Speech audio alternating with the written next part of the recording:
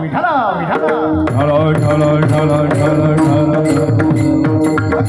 हे आपल्याला लक्षात आलं की देवाचं नाव घेतल्यानंतर आपल्याला काय होतं एवढं कळलं की झालं गम.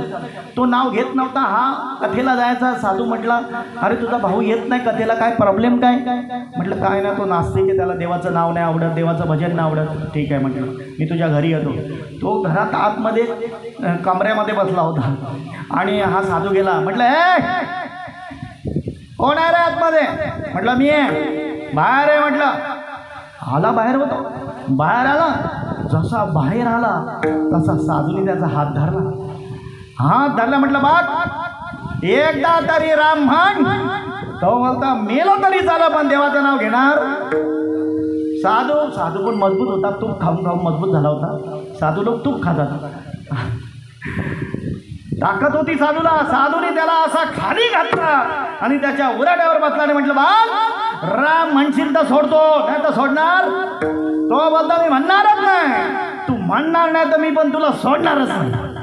शेवटी त्याने विचार केला या बाबाचा वजन किती वेळ झगायचा. तो म्हटलं ठीक आहे एकदाच म्हणीन पण. म्हटलं एकदाच म्हण. म्हटलं राम झालं काम, दिला सोडून. राम म्हटला एकदाच.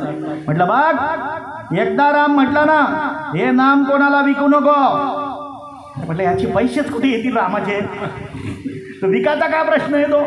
म्हटलं विकू नको. आणि कर्मधर्म संयोगाने दोन्ही भाऊ वारले. एक बरं का स्वर्गात गेला आणि एकाला नरकात नेलं. नाही कधीच नव्हतं. बरं त्या ठिकाणी चित्रगुप्त नावाचे एक कम्प्युटर आहे, हां सॉफ्टवेअर. तिथे सगळं ऑनलाईन असतं.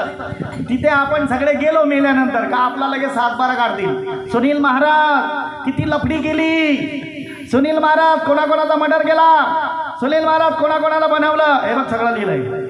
म्हणतो मी नाही केलं. तू नाही काय आहे सगळं 7-12मध्ये ऑनलाईन होता तू नाही का. चित्रगुप्त म्हणतो, त्याचं नाव काय चित्रगुप्त. जो गुप्त काढतो चित्र त्याचं नाव चित्रगुप्त. विठाला विठाला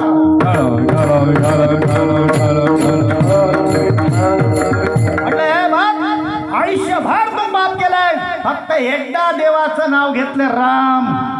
आणि साधूने काय सांगितलं होतं, राम नामाला विकू.